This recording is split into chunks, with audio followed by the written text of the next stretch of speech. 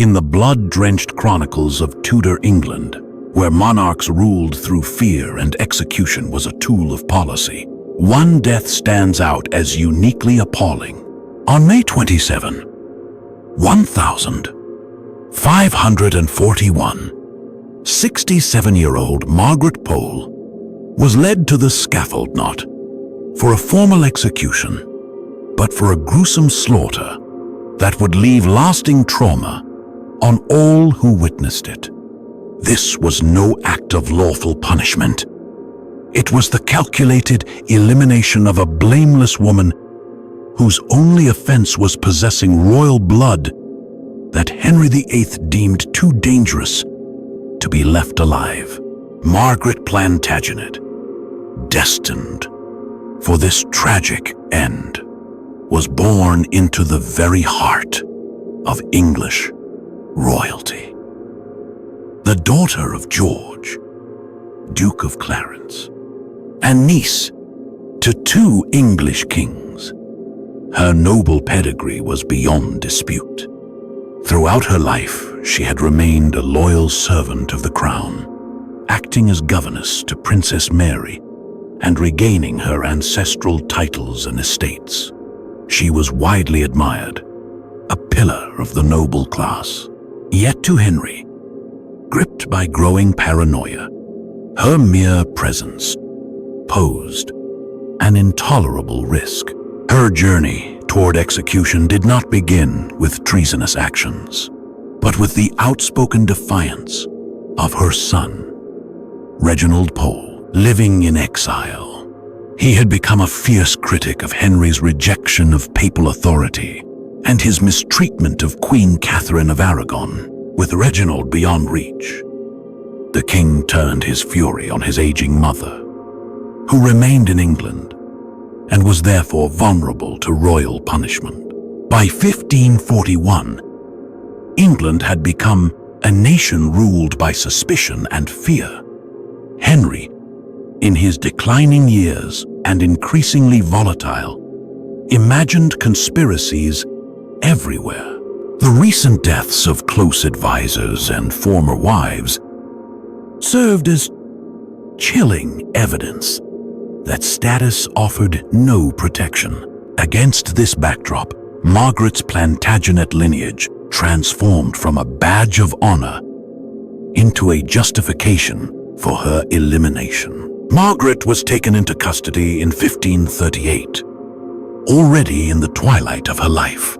At 65, she was confined to the Tower of London, a place steeped in the blood of fallen nobles. She spent nearly 3 years there in deteriorating health, subjected to repeated questioning about her son's activities and her supposed disloyalty. Despite the pressure, she never confessed to any wrongdoing. The allegations against her were feeble at best. She was charged with exchanging letters with her son, entertaining rebellious thoughts, and being linked to a supposed Catholic plot. Yet no credible evidence was ever presented. No letters were found. No witnesses emerged. Her guilt was assumed purely due to her ancestry and the actions of her persona grotesque distortion of justice. Even by Tudor standards, there was never any tangible proof of wrongdoing, no incriminating correspondence uncovered.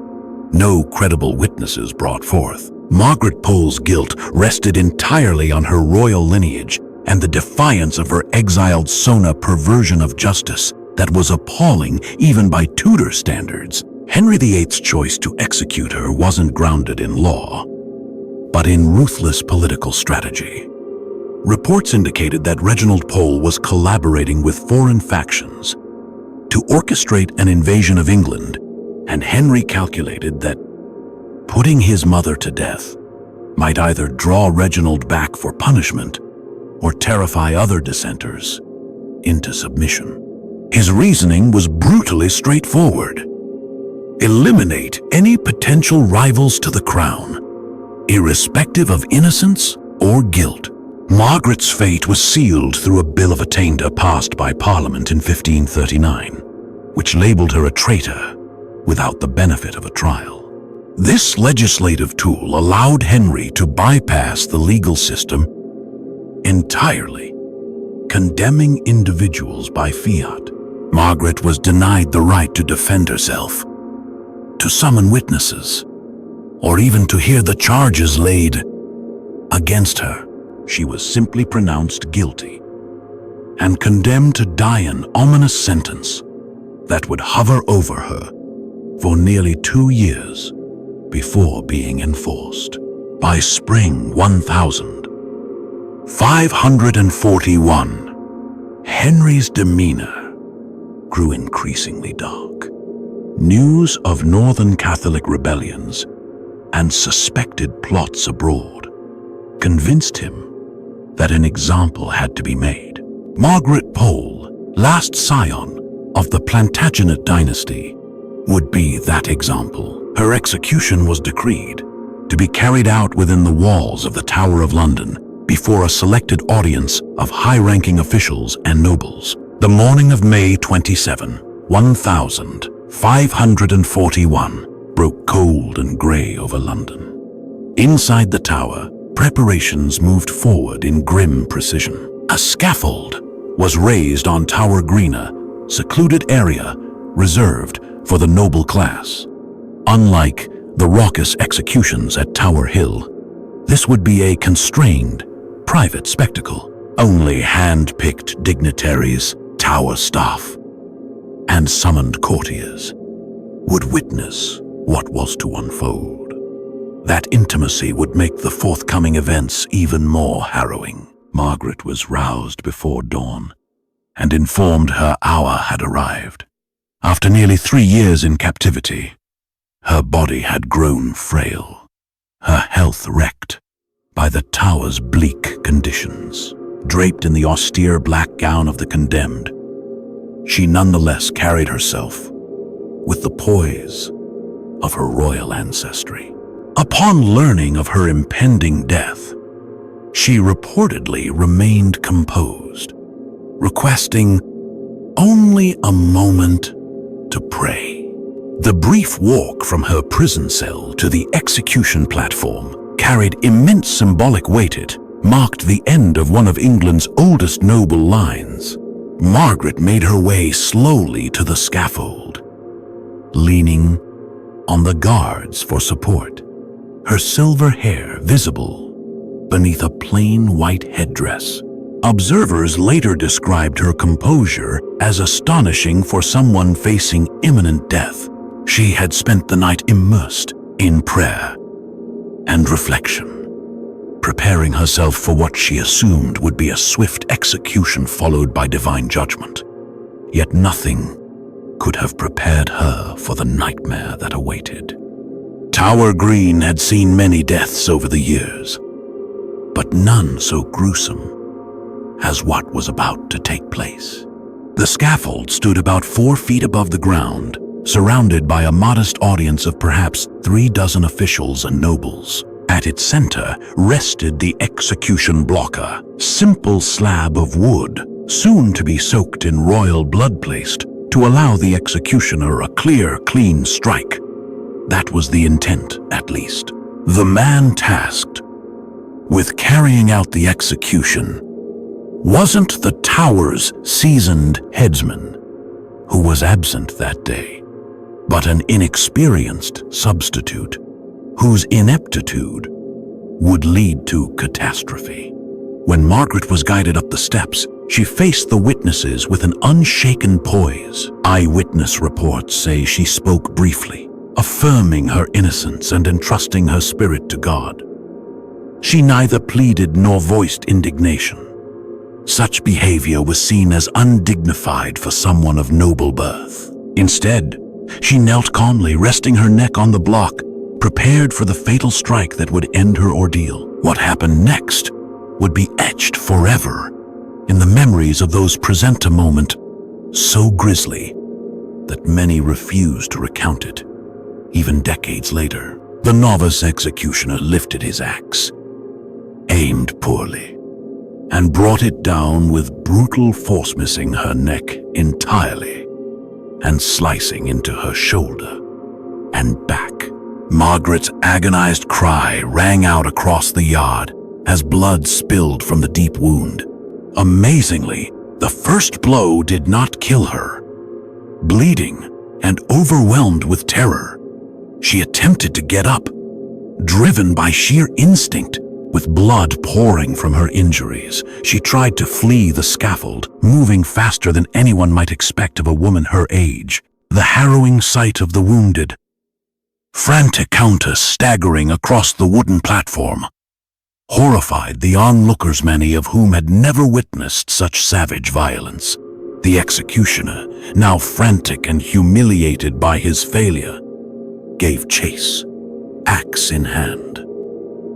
What followed was not the solemn ritual of execution, but a grotesque pursuit, as Margaret stumbled in panic, while the panicked butcher flailed at her with repeated, misguided swings. Eyewitnesses described the scene more as a massacre than a legal execution, with blood splashing across the wooden scaffold and Margaret's screams of agony piercing the air.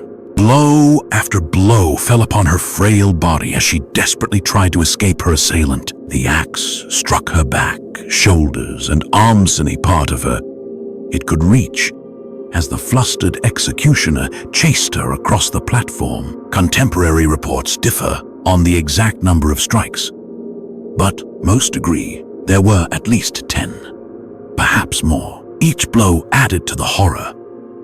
As Margaret's strength ebbed away, her movements growing slower and more desperate, the spectators stood rooted in place, paralyzed by disgust and disbelief. Some of the courtiers turned away, unable to bear the gruesome display, while others reportedly became physically ill, overcome by the sheer brutality of the act. Even veteran officials of the tower, long familiar with executions, were visibly shaken by the savagery unfolding before them. At last, after what felt like an eternity, though it was likely only minutes, Margaret collapsed.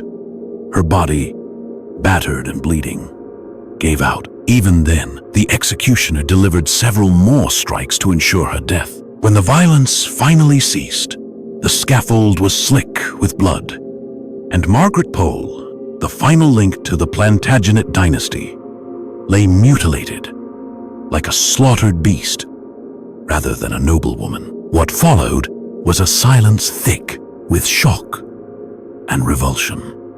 Many among the elite onlookers, themselves senior figures in Henry's regime, were left grappling with the horror they had just witnessed. This was no honorable end, no ceremonial execution. It was a grotesque display of unchecked violence. Several were seen crossing themselves.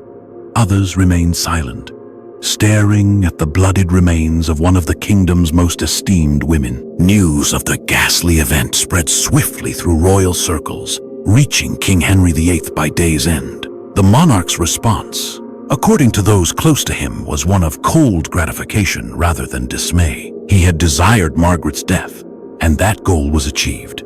The brutality of her demise, if anything, enhanced the warning he intended to send an unambiguous threat to anyone who dared oppose his rule. Abroad, the execution provoked immediate and fierce condemnation. Catholic nations, already alarmed by Henry's schism with Rome and persecution of the devout, were appalled. Even the most hardened detractors of the Tudor court were shocked by the merciless killing of a defenseless elderly woman. Pope Paul III publicly denounced the execution, calling it the murder of one of the most pious women in all of Christendom. The Holy Roman Emperor Charles V. Margaret's nephew through her maternal lineage was reportedly incensed by the brutal demise of his aunt. The event left a deep psychological scar on those who had witnessed it. Several courtiers present at the execution never spoke of it again, bearing the weight of that morning's horror for the rest of their lives. Officials at the tower discreetly ordered the scaffold cleaned and its blood-soaked boards replaced. Yet the haunting image of Margaret's torment lingered like a spectre within its walls. Even the executioner is said to have fled London soon after. Unable to continue his profession following such a horrific failure, Margaret's remains were accorded no honors in death. Unlike other aristocratic victims of Henry's purges who were sometimes given ceremonial burials, she was unceremoniously buried in the chapel of St. Peter, ad Vincula, inside the tower. Her resting place went unmarked, her bones mingling with those of other so-called traitors and forgotten casualties of royal decree. It would be generations before any attempt was made to formally acknowledge the injustice of her execution. Following his mother's death, Reginald Pole remained an outspoken critic of Henry VIII from abroad. In time, he became a cardinal within the Catholic Church. He never forgot the violence that claimed his mother's life. When he returned to England during Queen Mary I's reign, he worked earnestly to restore his family's dignity and legacy. Yet, the trauma of Margaret's execution shaped his beliefs on the meaning of justice, the need for compassion, and the limits of sovereign power. Margaret Pole's execution represented a grim milestone in Henry VIII's descent into tyranny. Her age, innocence, and aristocratic status provided no defense against the king's growing paranoia. Her death was a chilling illustration of how Tudor law bent to serve royal will rather than actual justice. The grisly nature of her execution, lengthy, violent, and stripped of any decorum, reflected the rot at the heart of a regime where fear and suspicion superseded any notion of fairness or humanity. The consequences of Margaret's death reached far beyond the politics of the moment. It marked the symbolic end of the Plantagenet dynasty, which had ruled England for more than 300 years. In destroying her, Henry VIII not only eradicated a perceived political threat, but also severed a living tie to England's feudal past, paving the way for the more centralized and absolute Tudor monarchy he envisioned. The case of Margaret Pole underscores the distinct vulnerability faced by women within Tudor England's political landscape. Despite her age and evident harmlessness, she was punished for the choices of her son and treated as though she posed a direct threat to national stability. Her status as an elderly woman, something that should have offered her protection under the lingering ideals of chivalry only, made her a more convenient target for a monarch who favored attacking the helpless over confronting real adversaries. Religion also played a critical role in Margaret's downfall. As one of the last prominent nobles to remain openly Catholic, she symbolized not just political dissent, but spiritual defiance against Henry's ecclesiastical transformation. Her execution was a chilling message to other Catholics that their devotion would offer no shield from persecution, and that loyalty to traditional faith could now be interpreted as treason against the crown's new religious order. The repercussions of Margaret's death extended well beyond England's borders. Foreign governments, already wary of Henry's religious reforms and authoritarian tactics, viewed the barbaric execution of an innocent elder as irrefutable proof of his descent into despotism. This perception contributed to England's growing estrangement from Catholic Europe, shaping international relations and foreign policy in the years that followed.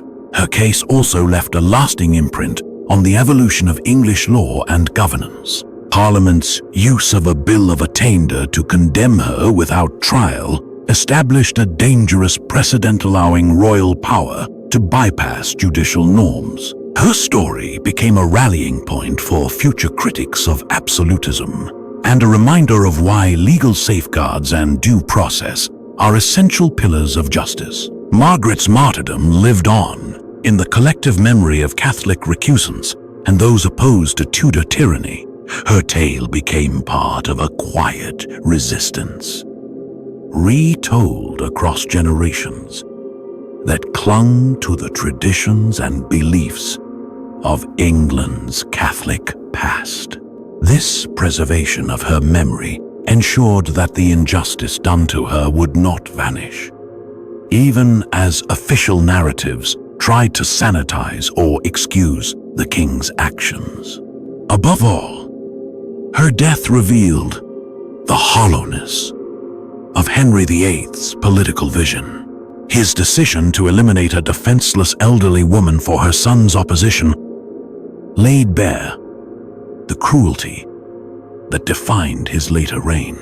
The king, once celebrated as a Renaissance visionary, had transformed into a paranoid autocrat, capable of extraordinary brutality toward his own people in the name of control. The scaffold on Tower Green, where Margaret was executed, would host more deaths in the years that followed, yet none would rival the horror of hers. Her blood did not merely stain the wooden boards, it tainted the very idea of royal justice in England. Future rulers would look back on her demise as a stark warning against the perils of absolute power and the necessity of upholding at least a semblance of lawful procedure, even in the face of political opposition. In retrospect, Margaret Pole's execution ranks among the darkest moments in English history. It marked a point where political necessity entirely eclipsed justice, compassion, and fundamental human decency. Her savage killing by a bungling executioner was not only a personal catastrophe, but a collective disgrace, exposing how deeply royal authority could descend when unchecked by tradition, law, or ethical boundaries. The cries that rang through Tower Green that morning in 1541 were not just from a dying woman. They were the last gasps of an older, more principled vision of monarchy. The impact of Margaret Pole's death stretches well beyond the Tudor era, standing as an enduring symbol of why due process, legal protections, and judicial fairness are vital. Her story remains powerful today because it embodies the perennial threat of unchecked political power and targeted persecution in our modern world, where such safeguards are often taken for granted. The execution of this elderly noblewoman reminds us of how delicate those protections truly are and how swiftly they can be dismantled by fear, suspicion, and authoritarian control.